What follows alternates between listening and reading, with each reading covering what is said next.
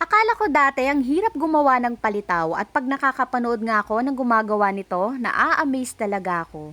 Kasi parang magic, biglang lumilitaw yung nakalubog na pagkain. And for today's video, magma-magic din tayo ng palitaw. Gagawin natin itong mas espesyal. Gusto mo rin ba? Tara, luto tayo. Bali, unahin na natin gawin yung yema. Sa isang pan, maglagay tayo ng 2 tablespoon ng asukal at ikakaramelize natin ito. Then, maglagay tayo ng butter, mga 1/4, haluin hanggang sa mag-melt at mag-add tayo ng 1 can ng condensed milk. At pag napansin ninyo na nagbuo-buo yung asukal, okay lang po yan kasi mamaya mag-melt din yan. Basta tuloy-tuloy lang natin itong haluin hanggang sa makuha natin yung ganitong consistency. Isalin na natin sa lagayan, then set aside. Next, mag-toast naman tayo or magsasangag ng sesame seeds. Lulutuin natin ito sa mahinang apoy at pag ganito na yung kulay, nag-light brown na, mag-add na tayo dito ng asukal.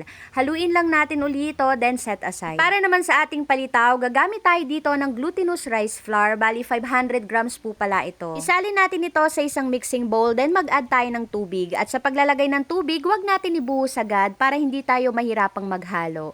Mga 2 cups ng water yung nilagay ko dito.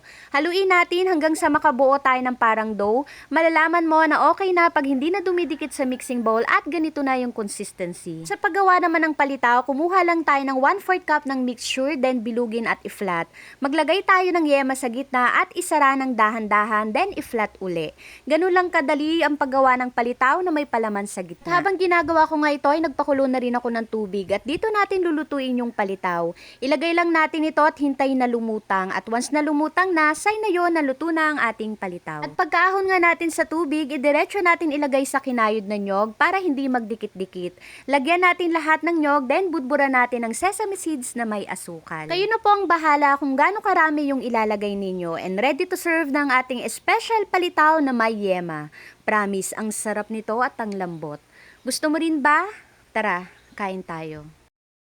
Hello everyone! For today's video, nagluto ako ng merienda na isa sa mga kinakain namin nung bata pa kami.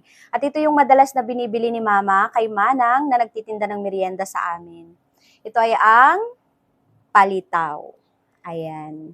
Alam nyo ba na first time ko nagluto nito at akala ko mahirap, yun pala ay kaya-kaya naman. At yung 500 grams or 1/2 kilo ng glutinous rice flour, ang dami-dami mo nang magagawa. Medyo malalaki lang yung ginawa ko kasi kami lang naman din yung kakain. Try natin kung gaano ba ito kasarap. So, ito siya. Lagyan pa natin nung sesame seeds na may asukal. Dati kasi nung pag bumibili kami ng palitaw, ito talaga yung gusto-gusto ko, yung sesame seeds na may asukal. Medyo special pala itong ating palitaw dahil nilagyan ko ng yema sa gitna. Tignan na natin.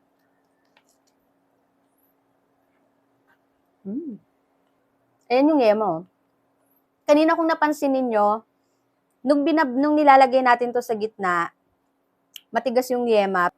Pero nung nilagay na natin dito sa gitna ng palitaw, at habang mainit pa, ayan, nag-melt na siya.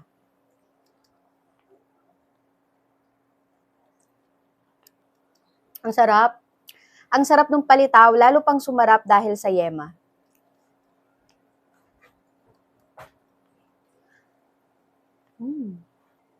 Try nyo na rin po yung recipe ko sa paggawa ng palitaw with yema at napakadali lang.